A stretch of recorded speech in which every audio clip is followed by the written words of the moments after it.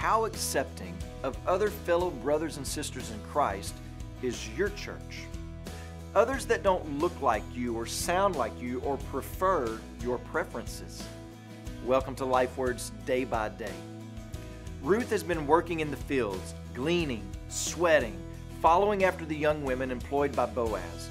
And then all of a sudden someone rings the dinner bell. Everyone stops what they're doing and they start making their way to the common house.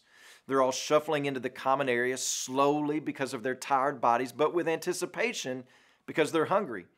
And everyone takes their usual positions at the table that they always take, and they begin eating. Boaz has allowed Ruth to work in his fields, but he has said nothing about coming into the common house or eating lunch with his workers. That was not part of the law, and Boaz by no means was obligated to do such a thing. One thing to keep in mind as we read this part of the story is that sharing a meal with someone was not just about the eating. Mealtime and social gatherings made statements. Remember that Jesus was mocked and ridiculed for eating with tax collectors and sinners. It was a sign of his acceptance of them, and who in their right mind would accept sinners and tax collectors? Jesus instructed people not to take the place of privilege at social gatherings, so that at the very least, if you're requested to change seats, you won't be moving down the social ladder, but up. So we have to keep in mind that what we have taking place before us in the book of Ruth is not just a refueling so that Boaz's workers can keep working.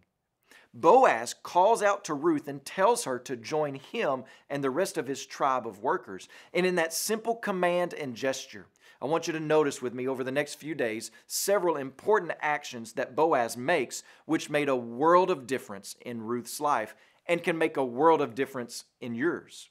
First, Boaz calls out to Ruth, a Moabite, to come near. Up until this point, Ruth has kept her distance. She knew the protocol. She knew her place and her limits. She was a widow, a foreign widow, a Moabite widow, which put her about as low as any person could go on the socio-economic religious ladder. To a large degree, she was perceived as the enemy, a weak, vulnerable enemy. And yet Boaz tells her, come near. You belong at my table because I say so, and my word is enough. You're no longer an outsider. You belong here. You are accepted. Boaz accepted Ruth and brought her into his circle, not because Ruth was a hard worker. Boaz accepted Ruth and brought her in because it was displayed for Boaz that Ruth had truly embraced Yahweh and that Ruth had been accepted by Yahweh.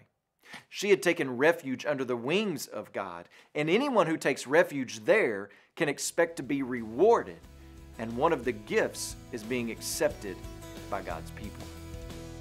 Today, please pray for Brandon Lingle and his family, our missionaries in Thailand.